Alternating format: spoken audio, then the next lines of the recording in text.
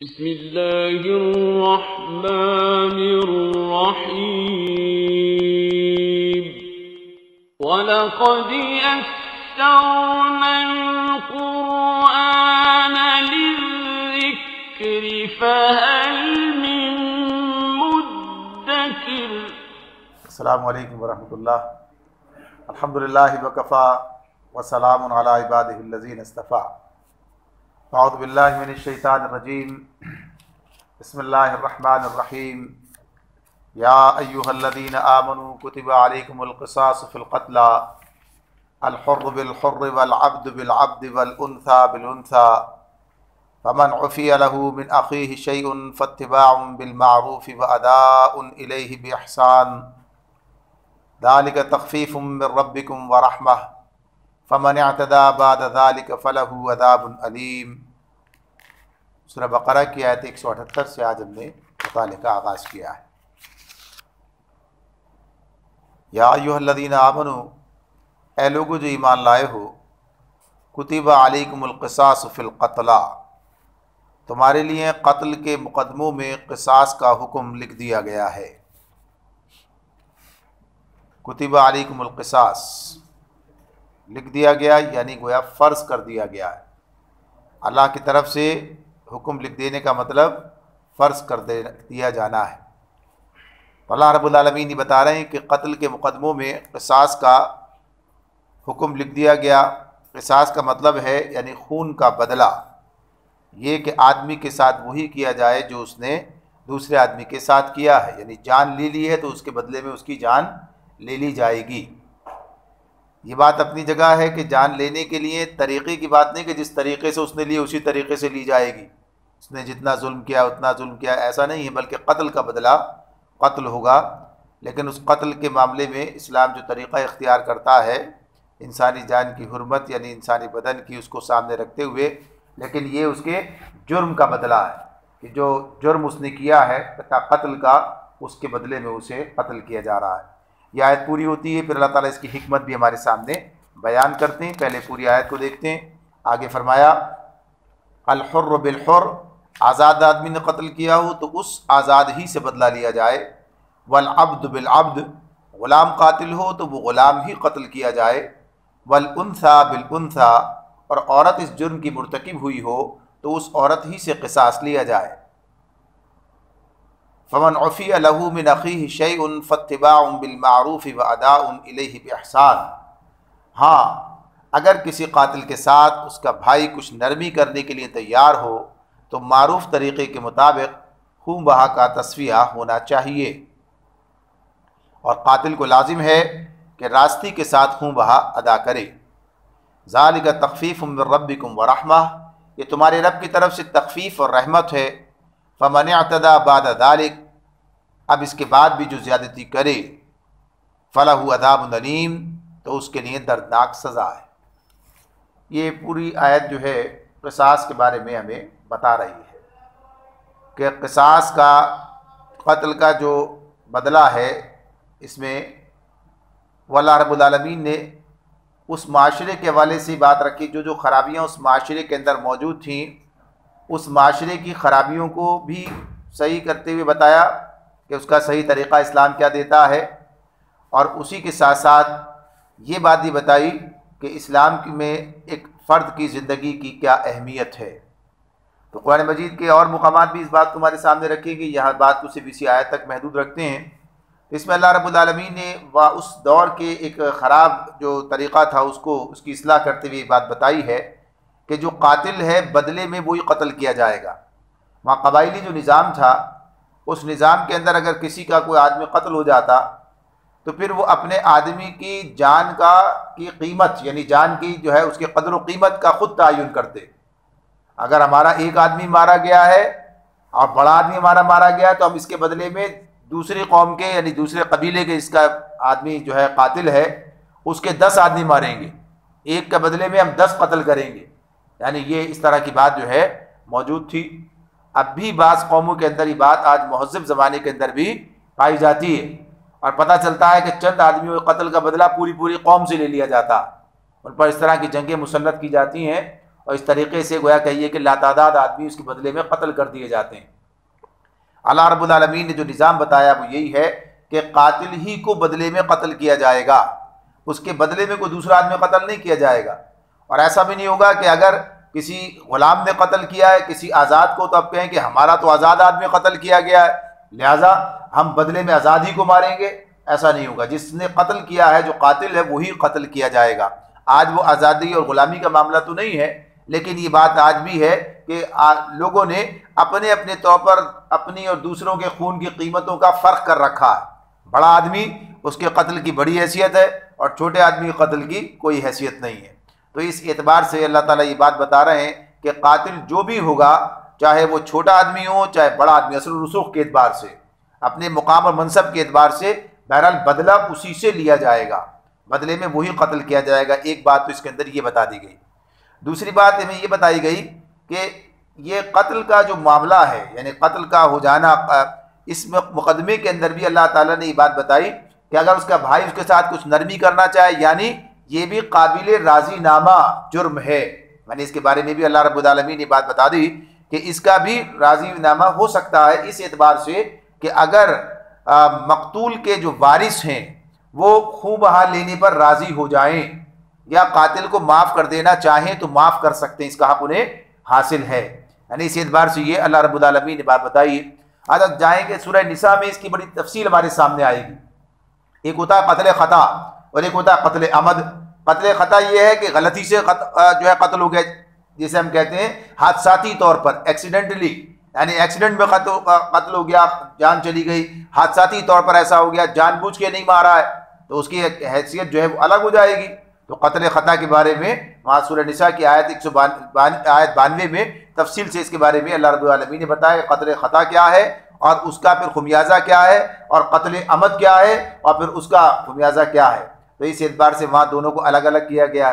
तो यहाँ पर ये बात बताई है कि अगर किसी कत्ल के अंदर उसका भाई यानी मकतूल के वारिस जो हैं वो नरमी करना चाहें तो कर सकते हैं और उसके बदले में उन्हें खूब बहा दिया जाएगा। फिर जो मुकर्रर किया है नबी करम सल्लल्लाहु अलैहि वसल्लम ने खूब बहा, वो भी सूरह निसा की उसी आयत में हमारे सामने आ जाता है। यानी दियत की जो रकम है वो 100 ऊँट या 200 गायें या 2000 बकरियाँ या उनकी मसावी रकम। तो इस एतबार से एक बहुत बड़ी कीमत है। आम हालात में देखा जाए कि जो है यानी कत्ल के इस सूरत में मकतूल के वारिसों को अदा की जा रही है। तो ये इंसानी जान की हुर्मत की बात है, उसकी कदर कीमत की बात है कि कत्ल ख़ता में भी कोई आदमी किस कदर एहतियात करे। यानी आज के ज़माने में तो एक्सीडेंट वगैरह ये सब चीज़ें मौजूद हैं, तो इसमें के अंदर बाज़ औक़ात क्या होता है कि कोई इस पर इतनी एहतियात नहीं होती, लोग ये बात नहीं सोचते कि नतीजा क्या निकलेगा। तो इसमें ये तमाम चीज़ें जब इस तरह होती हैं तो लोग फिर इस एतबार से एहतियात भी करते हैं कत्ल ख़ता की बात। और कत्ल अमद उसका मामला तो बिल्कुल ही अलग है, उसकी सज़ा भी अल्लाह ने जहन्नम बताई है। तो वो सूरह निसा में हमारे सामने बात आएगी। यहाँ सिर्फ ये बात बताई जा रही है कि ये जो फौजदारी कानून है इस्लाम का वो क्या है कि कत्ल के बदले में कत्ल किया जाएगा, सिवाय इसके कि मकतूल के वारिस उसे माफ़ कर दें और खूब या दियत लेने पर तैयार हो जाएं। तो इस सूरत के अंदर ये बात है। और फिर अल्लाह रब्बुल आलमीन ये कहते हैं कि ये काम तुम्हें बेहतर तरीके से करना चाहिए, यानी कि मामला तय हो रहे हैं तो उसके अंदर दोनों फरीकों को और खुसूसियत के साथ कातिल को इस मामले में जबकि उसके साथ एहसान का मामला किया गया है तो फिर उसे जो है अच्छे तरीके से ये दियत को खुबा को अदा करना चाहिए। और मकतूल के वारिसों को भी कहा गया है कि उन्हें भी इस बात का एहतमाम रखना चाहिए कि ऐसा ना हो कि इंतकाम के अंदर इतने काबू हो जाएं कि दियत भी ले लें और कत्ल भी कर दें, तो ये बात नहीं हो सकती है। तो फरमाया कि फमान अतदा बाद ज़ालिक, इसके बाद भी कोई अगर ज्यादती करेगा तो उसके लिए अज़ाब अलीम है। अच्छा, यहीं पर ये बात भी वाज़ेह हो जानी चाहिए कि ये जो कत्ल के मुकदमों में कत्ल का हुक्म लिखा गया ये कौन करेगा। यानी इसका मामला ये नहीं है कि जो मकतूल के वारिस हैं वो उठेंगे और कत्ल कर देंगे कातिल को, ऐसा नहीं होगा। बल्कि इसका तरीक़ा यही है कि कातिल के ख़िलाफ़ जो इस्तिग़ासा है, यानी उस जो है वो रियासत के पास जो है दायर किया जाएगा। उसका मुद्दई जो है रियासत के पास जाएगा और रियासत जो है फिर वो तमाम शवाहिद और तमाम जो निज़ाम है उसका यानी जुर्म के साबित होने का उसको देखते हुए और फिर सज़ा का इतलाक़ करेगी और सज़ा पर अमल दरामद कराएगी। ये अफराद का काम नहीं है कि अपने अपने तौर पर करें। इसकी तफसील सूरह बनी इसराइल में हमारे सामने आएगी।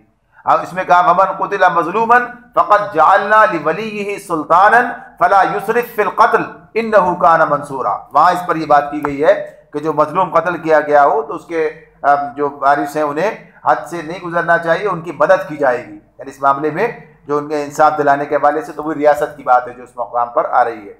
तो ये तरीक़ा ऐसा नहीं है कि लोग खुद उठकर ही काम करेंगे तो इससे फसाद फैलेगा। तो ये बात बता दी गई।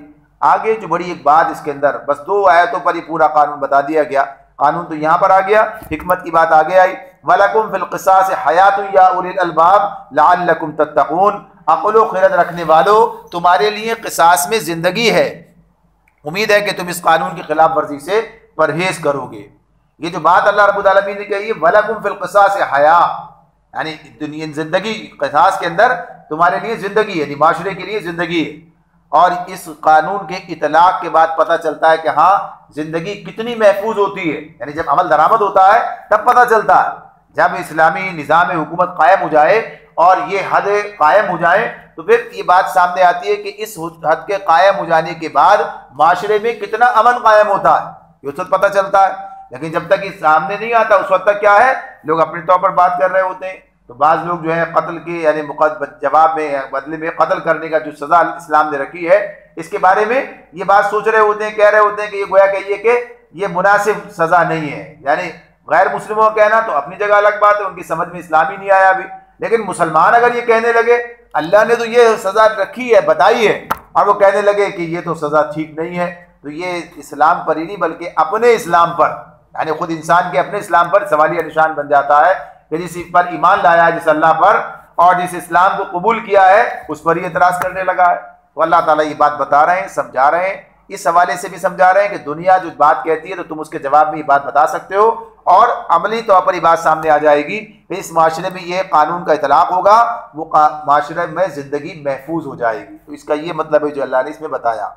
आगे दूसरा हुक्म सामने आ गया, कुतिबा अलैकुम इज़ा हदरा अहदकुमुल मौत इन तरका खैरनिल वसियतु लिल वालिदैन वल अक़रबीन बिल मारूफ हक़्क़न अलल मुत्तक़ीन। तुम पर फर्ज किया गया, यानी वही लिख दिया गया था, वही अब फर्ज का उसी तरह आ रहा है कि तुम पर लिख दिया गया, यानी तुम पर फर्ज कर दिया गया। कुतिबा अलैकुम क़िसास की बात थी, अब ये यहाँ पर विरासत की बात आ रही है। तुम पर फर्ज किया गया कि जब तुम में से किसी की मौत का वक्त आए और वो अपने पीछे माल छोड़ रहा हो तो वालिदैन और रिश्तेदारों के लिए मारूफ तरीके से वसीयत करे, ये हक है मुत्तकी लोगों पर। यह अल्लाह रब्बुल आलमीन की जानिब से विरासत के बारे में कानून यहाँ पर बताया जा रहा है। ये जो बात है इसके बारे में ये बात वाज़ेह रहे कि ये हुक्म उस ज़माने में दिया गया है जबकि विरासत की तकसीम के लिए अभी कोई कानून मुकर्रर नहीं हुआ था, इब्तिदाई कानून। जैसे इब्तिदा में ये बात आपके सामने रखी गई थी कि बाज़ कवानीन जो हैं वो तदरीजन नाफिज किए गए। एक हुक्म आया, उसके बाद फिर उसका मज़ीद तफसील आई दूसरे हुक्म के अंदर, उसमें इजाफा किया गया। तो ऐसी विरासत के मामले में भी ये बात हमारे सामने आती है। तो पहला हुक्म ये आ गया है सामने, इसके बाद जो तफसीली हुक्म आया अल्लाह रब्बुल आलमीन की जानिब से वो सूरह निसा के दूसरे रुकू में हमारे सामने आएगा। पहले रुकू में भी थोड़ी सी बात आएगी और दूसरे रुकू के अंदर वो तफसीली हुक्म आ जाएगा कि अब विरासत का क्या कायदा है। तो अब विरासत का क्या कायदा बनता है, तो इस आयत के और उस आयत के हवाले से ही बात सामने रहे। एक तो बात ये होती है, अब वो जो बात हमने की थी नासिख व मनसूख की, कि कुछ आयत जो है दूसरी आयत को मनसूख कर रही होती है। एक आयत दूसरी आयत को, एक हुक्म दूसरे हुक्म को मनसूख कर रहा होता है, यानी अब कोई दूसरा हुक्म उसके मुकाबले में आ गया है। और अल्लाह रब्बुल आलमीन ये इंसानों की रियायत के साथ और हालात की मुनासबत से अहकामात को तदरीजन नाफिज करते हैं। तो पहले ये हुक्म दिया गया था कि अब तुम जो है खुद वसीयत करके चले जाओ वालिदैन के और अक़रबीन के मामले में। अब अल्लाह रब्बुल आलमीन की जानिब से हिस्से मुकर्रर कर दिए गए, तो सूरह निसा में हम पढ़ेंगे। तो अब इसके बाद ये अल्लाह ताला की तरफ से ये हुक्म नाफिज कर दिया गया है कि अब किसी वारिस के हक में वसीयत नहीं की जा सकती।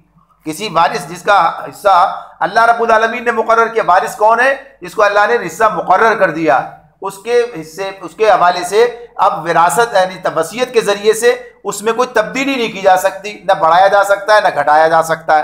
तो वो तो वैसे ही रहेगा जैसा है। अलबत्ता ये इजाज़त इस आयत के हवाले से बाकी रह जाती है कि 1/3 1/3 माल के अंदर हर मरने वाले को वसीयत करने का हक दिया गया है।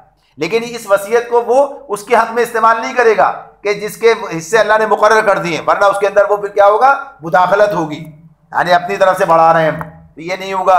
तो इस एतबार से ये बात कि वो 1/3 हिस्सा जो है, 1/3 माल जो है, उसकी जो विरासत का मामला है, यानी उसकी जो वसीयत का मामला है, तो वो वसीयत आदमी गैर वारिसों के हक में कर सकता है, यानी जिनको अपने अकरबा में देखे, अपने अजीज़ों में देखे कि जिन जो ज़रूरतमंद है और नहीं पहुंचता है तो उनके लिए, या आदमी सदका जारिया अपने लिए चाहता है, यानी ज़ाहिर है उनको तो पहुंच रहा है, आदमी चाहता है कि मेरे माल का ये हिस्सा भी मुझे भी कुछ इस तरह से फ़ायदा पहुंचे, तो कोई ऐसा काम करता है कि मस्जिद के लिए, किसी और काम के लिए, किसी भी नेक काम में और सर्फ करने की वसीयत कर जाता है कि 1/3 माल इसमें सर्फ कर दिया, इसका कुछ हिस्सा सर्फ कर दिया जाए, तो इसकी इजाज़त उसे अल्लाह रब्बुल आलमीन की तरफ से दी गई है।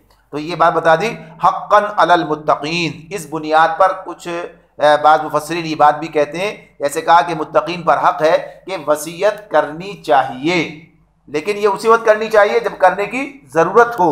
जब करने की ज़रूरत हो तो उस वक्त वसीयत करने की बात है, हर हाल में करने की बात नहीं है ये। अब जैसे एक मिसाल है, एक आदमी है और उसके बच्चे जो भी हैं, छोटे हैं बड़े हैं, लेकिन कसीरुल अयाल है और माल थोड़ा सा छोड़ रहा है, तो अब ये ज़्यादा मुनासिब है कि वो अपने बच्चों के लिए जो है, यानी वो उसके बाद मोहताज ना हो। नबी सल्लल्लाहु अलैहि वसल्लम ने फरमाया कि ये मुनासिब नहीं कि तुम उन्हें मफलूकुल हाल छोड़ जाओ और दूसरों के लिए वसीयत कर जाओ। तो इस एतबार से ये बात क्या है कि फिर आदमी को उन्हीं की तरफ मुंतकिल करना चाहिए। या एक मकान है उसका, अब वो कह दे कि हाँ इसको अंदर भी जो है 1/3 निकाल कर अलग कर दिया जाए, तो ये गोया मुश्किल में डालने की बात है। तो इस एतबार से ये हिकमत जो है उसे देखनी है। अगर करना चाहे तो हक है उसे हासिल, कोई उसे रोक नहीं सकता, यहाँ पर उसे शरीयत ने दे रखा है, लेकिन ये बात कि लाजिम नहीं है। वो देख रहा है कि मुनासिब इस वक्त यही है कि इनकी तरफ जाए, तो फिर वो उसी तरह से जाने देगा, जैसे कि अल्लाह रब्बुल आलमीन ने वसीयत का, विरासत का कानून मुकर्रर कर रखा है। फिर आगे फरमाया, फमन बद्दलहु बाद मा समिअहु फइन्नमा इस्मुहु अलल्लज़ीना युबद्दिलूना। फिर जिन्होंने वसीयत सुनी और बाद में उसे बदल डाला, तो उसका गुनाह उन बदलने वालों पर होगा। वसीयत, एक तो वसीयत का तरीका ये है जो नबी सल्लल्लाहु अलैहि वसल्लम ने बताया, वो क्या है, किसी को वसीयत करनी हो तो उस पर 3 रातें, बाज़ रिवायत में 3 रातों की बात आई है और कहीं 1 की भी बात आ गई है कि ऐसी रातें 3 नहीं गुजरनी चाहिए जब उसकी वसीयत उसके पास न हो। यानी वसीयत लिख ले, पहले से लिख ले, पहले से लिख लेगा तो क्या होगा, मालूम हो जाएगी, यानी मारूफ होगी, उसमें तब्दीली करने का हक भी उसे हासिल रहेगा। ये बात अपनी जगह है, लेकिन आमतौर पर होता क्या है, लोग ये काम नहीं कर पाते। अक्सरियत का मामला क्या है, अब कब कर रहे होते हैं वसीयत, जब आखिरी वक्त हो रहा होता है, यानी ऐसे हालात होते हैं, अब उस वक्त करीबी लोग जो है मौजूद होते हैं। अब अगर वो चाहें तो उस वसीयत में तब्दीली कर सकते हैं, यानी अगर उन्हें नुकसान पहुंच रहा है उस वसीयत से, या किसी ऐसे आदमी की तरफ जारी से पसंद नहीं करते, तो इस मामले में वसीयत में तब्दीली की जा सकती है। तो इसके बारे में बता दिया गया कि अगर किसी ने वसीयत में तब्दीली की, कोई देख नहीं रहा है लेकिन अल्लाह रब्बुल आलमीन देख रहा है, तो इन्नल्लाह समीउन अलीम, बेशक अल्लाह सुनने और जानने वाला है, तो इसका गुनाह जो है वसीयत के तब्दील कर देने का उन तब्दील करने वालों पर होगा। तो ये बात इसने बता दी। फिर मजीद कहा, फमन खाफा मिन मोहसिन जनफन औ इस्मा। अल्लाह ताला फरमाते हैं, यानी उसूल कायदे की बात, यानी हिकमत की बात, बस एक उसूल नहीं बदलेंगे नहीं, बल्कि क्या बताया, हाँ अगर ये जिसको ये अंदेशा हो कि वसीयत करने वाले ने नादानिस्ता या कसदन हक तलफी की है, और फिर उसका मामला क्या है, वो इसमें फ़अस्लह बैनहुम फला इस्मा अलैह, यानी उसने देखा कि उसने ये काम किया, तो फिर मामले से ताल्लुक़ रखने वालों के दरमियान अगर वो इस्लाह कर दे तो उस पर कोई गुनाह नहीं है। इन्नल्लाह गफूरुर रहीम, बेशक अल्लाह बख्शने वाला और मेहरबान है। यानी हर वसीयत की पाबंदी नहीं है। अगर वसीयत गुनाह पर मबनी है, अगर वसीयत में हक तलफी की गई है, तो अब क्या है, बाद वालों का काम क्या है, उसको ठीक कर दें। ठीक कर देने से क्या फ़ायदा होगा, वसीयत करने वाले का मामला भी, यानी उसका गुनाह कम हो जाएगा, और फिर ये भी लोगों के दरमियान भी मामला अदल के मुताबिक हो जाएगा। तो अगर ऐसा हो तो वसीयत तब्दील की जा सकती है, और वो लोगों की मर्जी है, उसके मुताबिक ये काम होगा। यहाँ तक ये 2 अहकामात हमारे सामने आ गए। अब तीसरे हुक्म की बात आई, एक साथ चल रहे हैं सारे अहकामात। या अय्युहल्लज़ीना आमनू कुतिबा अलैकुमुस्सियाम कमा कुतिबा अलल्लज़ीना मिन क़ब्लिकुम लअल्लकुम तत्तक़ून। ऐ लोगों जो ईमान लाए हो, तुम पर रोज़े फ़र्ज कर दिए गए जिस तरह तुमसे पहले के अंबिया की उम्मतों पर फ़र्ज किए गए थे। अल्लाह रब्बुल आलमीन फरमाते हैं, इससे तवक्को है कि तुम में तक़वा की सिफत पैदा होगी। ये रोज़े की फ़र्जियत का ऐलान है जो अल्लाह रब्बुल आलमीन ने इस आयत में हमारे सामने रखा है। ये यानी 2 हिजरी के अंदर जो है रोज़े फ़र्ज किए गए हैं। अब इसमें एक बात तो ये कि रोज़े की फ़र्जियत का मामला भी तदरीजन, कुछ लोगों ने इसको इस तरह से कहा है कि तदरीजन ये भी है, इसमें भी एक तदरीज है जो दूसरी आयत के साथ हमारे सामने आती है, दूसरी और तीसरी आयत के साथ। और एक ये कि इसके अलावा तो दोनों आयतों को सामने रखते हैं। पहले फरमाया अय्यामम मादूदात, ये गिनती के चंद दिन हैं। फमन काना मिनकुम मरीदन अव अला सफरिन फइद्दतुम मिन अय्यामिन उखर, इसके बावजूद भी अगर तुम में से कोई बीमार हो या सफर पर हो तो दूसरे दिनों में इतनी ही तादाद पूरी करे। और जो लोग रोजा वअलल्लज़ीना युतीक़ूनहु फ़िद्यतुन ताअमु मिस्कीन, और जो लोग रोजा रखने की कुदरत रखते हो फिर न रखें तो वो फिदिया दें, एक रोजे का फिदिया एक मिस्कीनों खाना खिलाना है। अब इसी मुकाम पर बात है, जैसे कहा ना कि वअलल्लज़ीना युतीक़ूनहु फ़िद्यतुन ताअमु मिस्कीन, तो इसके बारे में ये जो कहा गया कि ये जो इसका इतलाक है कि किस चीज़ का जो है वो ताकत रखते हो, तो एक तर्जुमा ये कर लिया गया कि रोज़ा रखने की ताकत रखते हैं और नहीं रखते तो एक मिस्कीन को खाना खिला दें। और एक ये बात कि जो ताकत रखते हो अब रोज़ा फिदिया देने की, तो वो बाद के दिनों के बजाय फिदिया दे दें। ये पहले हुक्म की बात हो रही है, यानी ये कि तदरीज की वही बात कि हाँ ये हुक्म अब ख़त्म हो गया।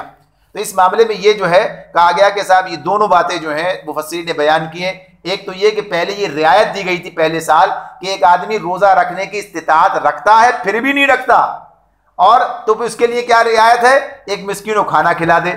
एक साल की ये रियायत बाकी रही, एक साल, और आइंदा जो है फिर उसको ख़त्म किया गया अगली आयत के अंदर। या ये कि ये पहले साल भी नहीं थी बल्कि सिर्फ मुराद किसके लिए थी, मरीज और मुसाफिर के लिए थी कि जो मरीज और मुसाफिर खाना खिलाने की ताकत रखता है वो एक मिस्कीन को खाना खिला दे क़ज़ा के मुकाबले में। तो ये दोनों बातें जो हैं ये पहले साल के बारे में जिनका अब ताल्लुक नहीं है। तो आगे फरमाया फमन ततव्वा खैरन फहुवा खैरुल लह व अन तसूमु खैरुल लकुम इन कुंतुम तालमून। फरमाते हैं अल्लाह ताला, और जो अपनी खुशी से कुछ ज्यादा भलाई करे तो ये उसी के लिए बेहतर है। यानी ये काम करना कि रोज़ा भी रखे, फिदिया भी दे, माने सदका भी करे, रोज़ा भी रखे। व अन तसूमु खैरुल लकुम, और अगर तुम रोज़ा रखो तो ये तुम्हारे लिए बेहतर है। इन कुंतुम तालमून, अगर तुम इल्म रखते हो, अगर तुम जानते हो तो तुम्हारे हक में यही अच्छा है कि तुम रोज़ा रखो। अच्छा, अब ये जो बात आई है बाज़ औक़ात बात चीज़ें ज़रा इशारा भी करती है ना, व अन तसूमु खैरुल लकुम, रोज़ा तुम्हारे लिए हक में रखना बेहतर है। यानी ये किस तरफ इशारा कर रहा है ये कि कोई ऐसा रियायत थी कि इससे बगैर काम चल सकता था, यानी कोई फिदिया देने वाला मामला, तो कहा इसके मुकाबले में रोज़ा रखो तो ज़्यादा बेहतर है, व अन तसूमु खैरुल लकुम। लेकिन बात फिर वही दोनों के हवाले से, क़ज़ा के मुकाबले में फिदिया या ये कि रोज़ा रखने के मुकाबले में। गर्ज ये दोनों बातें चूंकि अब ख़त्म हो गई हैं, लिहाजा अब इसके बाद ज़्यादा बहस का मामला नहीं है कि क्या चीज़ है, जो भी थी वो ख़त्म हो गई। अब उसके अगली आयत में अल्लाह रब्बुल आलमीन की जानिब से नया हुक्म आ गया, शहरु रमज़ान अल्लज़ी उन्ज़िला फ़ीहिल क़ुरआन हुदल लिन्नासि व बय्यिनातिन मिनल हुदा वल फ़ुरक़ान। रमज़ान वो महीना है जिसमें कुरान नाजिल किया गया जो इंसानों के लिए सरासर हिदायत है और ऐसी वाज़ेह तालीमात पर मुश्तमिल है जो राह रास्त दिखाने वाली और हक़ व बातिल का फ़र्क खोल कर रख देने वाली है। फ़मन शहीद मिनकुमुश्शहर फमन शहीद मिनकुमुश्शहर फलयसुम, लिहाजा अब से जो शख्स इस महीने को पाए उसको लाजिम है कि इस पूरे महीने के रोजे रखे। और वमन कान मरीदन औ अला सफरिन फ़इद्दतुम मिन अय्यामिन उखर, और जो कोई मरीज हो या सफर पर हो तो दूसरे दिनों में रोजों की तादाद पूरी करे। युरीदुल्लाहु बिकुमुल युस्र वला युरीदु बिकुमुल उस्र, अल्लाह तुम्हारे साथ नरमी करना चाहता है, सख्ती करना नहीं चाहता, इसलिए तुम्हें यह तरीका बताया जा रहा है वलितुकमिलुल इद्दत वलितुकब्बिरुल्लाह अला मा हदाकुम, ताकि तुम रोज़ों की तादाद पूरी कर सको और जिस हिदायत से अल्लाह ने तुम्हें सरफराज किया है उस पर अल्लाह की, वलितुकब्बिरुल्लाह अला मा हदाकुम, उस हिदायत पर जो अल्लाह ने तुम्हें सरफराज किया उस पर अल्लाह की किबरियाई का इजहार व एतराफ़ करो, वलअल्लकुम तशकुरून, और उसके शुक्रगुजार बनो। ये 3 आयात पर मुश्तमिल गोया कहिए कि ये हुक्म जो है यानी इतलाक़ का मामला है। फिर इसके बारे में कुछ यानी इसकी तफसील कैसे रोज़ों के यानी उसकी मियाद का मामला और उसके शुरू और ख़त्म होने की बात वो अगली आयत में बयान की है, लेकिन हुक्म के एतबार से यही है। तो ये जो आयत इस वक्त 185 है इसके बारे में बात बताई गई कि ये 1 साल बाद नाजिल हुई है, यानी वो तदरीज वाला मामला। तो अब जो चीज़ अब हो गई वो क्या है कि हर वो शख्स जो रोज़ा रखने की ताकत रखता है उसे रोज़ा ही रखना है, और जो मुसाफिर हो या मरीज हो तो अब उसे बाद के दिनों में रोज़ों की तादाद पूरी करनी है, यानी क़ज़ा उसे रखनी है। अब ये नहीं हो सकता कि अगर एक आदमी ने रोजा बीमार था या सफर पे था, फिदिया दे दिया, अब वापस आ गया सफर से या बीमारी से उड़ गया, बीमारी से अल्लाह ने सेहतयाब कर दिया, तो अब उसे कज़ा रखनी है रोजों की। ये कह के नहीं छूट सकता मैंने तो फिदिया दे दिया था, फिदिया दे दिया फबेहा, ये बात अपनी जगह है। जैसे कि बाज ऐसे दायमी मरीज जिन्हें अपने सेहतयाब होने का यकीन नहीं होता, इम्कान नजर नहीं आया, ऐसे बात अमराज होते हैं ना आज के दौर में तो पाए जाते हैं, कोई दिल का मरीज हो गया, कोई गुर्दे का मरीज हो गया, कोई शुगर का मरीज हो गया, और मर्ज की शिद्दत इतनी है कि रोजा नहीं रखा जा सकता, तो अब वो क्या है, फिदिया देगा, फिदिया दे रहा है। लेकिन अगर अल्लाह ने किसी वक्त उसे सेहत दे दी तो अब उसे कज़ा रखनी होगी, फिदिये से गुजारा नहीं होगा, उस पर इक्तिफा नहीं किया जाएगा। अच्छा, इस मामले में ये बात भी वाज़ेह रहनी चाहिए, इसमें तो बात सिर्फ ये सफ़र की और मरीज़ की आई है, तो इसमें मरीज़ की एक कैफियत, यानी उसको मर्ज़ के अंदर ही दाखिल किया जाता है, यानी ख़वातीन का अय्याम से होना, यानी उनका जो मामला है उसके लिए भी गोया वो मर्ज़ की कैफियत अल्लाह ने आगे बयान किया है कि कुल हुवा अदा, इनसे कहो कि ये एक तकलीफ की हालत है, बीमारी की हालत है। तो इसमें रोज़ों के मामले में अल्लाह रब्बुल आलमीन ने वहाँ पर यह बात की कि उन्हें इसकी कज़ा रखनी है, यानी उन दिनों में तो रोज़े नहीं रखेंगी ख़वातीन, लेकिन उससे फारिग होने के बाद, पाक होने के बाद रोज़े की तादाद पूरी करेंगी। इसके मुकाबले में कि नमाज के मामले में अल्लाह रब्बुल आलमीन ने उस नमाज की कज़ा नहीं रखी है, जो उन अय्याम के दौरान में नमाज कज़ा होती हैं उनकी कज़ा नहीं रखी अल्लाह ने, क्या उनको अदा किया जाएगा, अलबत्ता रोज़े की क़ज़ाई से अदा किया जाएगा। तो ये फ़र्क है जो ख़वातीन के वाले से। अब ये तो हुक्म की बात हमारे सामने आ गई थी, अब ज़रा सी बात रोज़े के वाले से ये भी हो जानी चाहिए कि अल्लाह रब्बुल आलमीन ने जो अरकान इस्लाम हमारे सामने रखे हैं उसके अंदर सौम का जो ये लफ्ज़ है, यानी रोज़ा, इसी से सियाम और इसी से साइम होता है, साइम रोज़ा रखने वाला, यानी जो रोज़ा रखता है वो साइम है, और सौम जो है रोज़े को कह रहे हैं। तो इस वैसे इसे माह सियाम कहते हैं रमज़ान को। तो इस हवाले से अल्लाह रब्बुल आलमीन ने जो ये हमारे सामने ये हुक्म जो रखा है, तो असल में लफ्ज़ सौम जो है इसका मतलब होता है कि लफ्ज़ी माने रुकने और बचने के हैं, रुकने और बचने। सौम का लफ्ज़ी माने रुकने और बचने के। इस्तिलाह में, यानी शरीयत की इस्तिलाह में, इंसान का खाने पीने से रुकना और मुबाशरत से रुकना, ये जो है यानी सुबह सादिक से लेकर और गुरूब आफ्ताब तक इसके रुकने का नाम सौम है, यानी इस इस्तिलाह, शरीयत की इस्तिलाह में इसका नाम सौम है। वरना क्या है, मुतलकन रुकना और बचना, इसका नाम सौम है। तो अल्लाह रब्बुल आलमीन ने बताया कि इस दौरानिये में रुकना, ये दौरानिया है जो तुम्हारे लिए मुकर्रर किया गया, ये रोज़ा, ये सौम है। इसी को की बाबत की बताई गई कि कुतिबा अलैकुमुस्सियाम, तुम पर रोजे फर्ज कर दिए गए।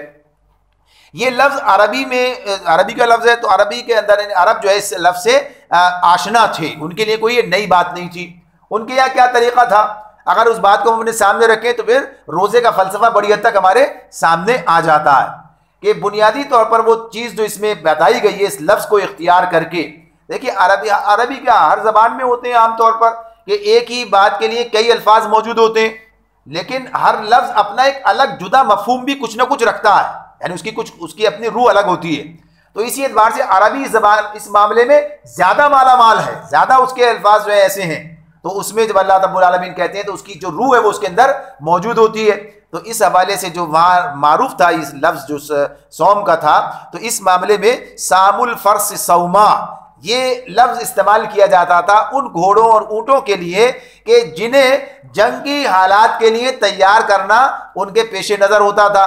यानी जंगी हालात में होता था, तवील सफ़र कभी दरपेश होता, तो वो उन्हें तुंद हवा से, यानी सहरा के सफ़र में उससे आदी बनाने के लिए और भूख प्यास बर्दाश्त करने के काबिल बनाने के लिए तो उन्हें तरबियत से गुजारते और खाना पीना उनका कुछ वक्त के लिए बंद करते। यानी गोया तरबियती मरहला था, ये एक तरबियती मरहले से उन्हें गुजारा जाता ताकि उनके अंदर वो कुव्वत बर्दाश्त पैदा हो जाए कि जब कोई ऐसा वक्त आए तो वो उसका मुकाबला आसानी के साथ कर सकें, यानी उनका मामला वो जो है काम के जानवर बन जाएं, यानी उसकी बात थी। और हमारे लिए क्या है, काम के आदमी बन जाए। यानी ये जो है गोया इनका मामला क्या है, ये अपने नफ्स की ख्वाहिशात से जरा बुलंद हो जाए। खाना पीना तो ख्वाहिशात के अंदर दाखिल है ना, और जरूरत भी है, ख्वाहिश भी है। आप देखिए एक आम आदमी पता चलता है कि प्यास बर्दाश्त नहीं हो रही, मांग के पानी पी लेता है, मांग के खा लेता है, सब कुछ कर रहा होता है ना, लेकिन वही आदमी रोजे के अंदर 14 घंटे 16 घंटे 12 घंटे जो है भूख प्यास बर्दाश्त कर रहा होता है, कुछ भी नहीं होता, कोई मुतालबा नहीं होता। वरना क्या, पानी लेके चलो, पानी क्यों नहीं है, पानी होना चाहिए, खाना होना चाहिए। ये बात है। लेकिन उस वक्त जो आदमी की तरबियत होती है तो उसके अंदर वो मुशक्क़त सहने का आदी बन जाता है। तो इसका इतलाक़ ज़िंदगी में होना चाहिए, यानी आदमी इसको फ़ायदा भी से उठाए जो तरबियत उसकी हुई है। तो गर्ज़ ये कि इस्लाम जिस रास्ते से उसके लिए तजवीज़ करता है एक मुसलमान के लिए, तो उसमें ये मराहिल भी उसके लिए आने, और ये मरहला तो अपनी जगह पर तयशुदा है ही कि एक मुसलमान को अपने ऊपर काबू याफ्ता होना चाहिए। अगर एक मुसलमान अपने नफ्स पर काबू नहीं पा सकता और नफ्स के हाथों जो है वो कोई भी काम करने के लिए तैयार हो जाता है और उसका नफ्स जो है वो उससे हर काम करा लेता है, तो फिर वो आदमी वो काम नहीं कर सकता जो अल्लाह रब्बुल आलमीन ने उसके हवाले किया। यानी खिलाफत के जो जिम्मेदारियां अल्लाह ने रखी हैं, यानी इस दुनिया के अंदर अल्लाह के दीन और कायम और नाफिज करने की जद्दोजहद के मराहिल, उनसे गुजरना और हक व बातिल की जंग में सीना सिपर होना। जैसे बात आई थी ना अभी, ये बात पीछे हमने पढ़ी थी, उसके अंदर आयत 177 में आयत बिर के हवाले से कि तंगी और मुसीबत के वक्त में और हक व बातिल की जंग में सब्र करें, डटे रहें। तो ये सब चीज़ें उसकी तैयारी के लिए सारे अहकामात हैं जो आ रहे हैं हमारे सामने, 1 2 3 4 आते चले जा रहे हैं। तो रोज़े जो है इस मामले में एक खुसूसी हदफ रखते हैं।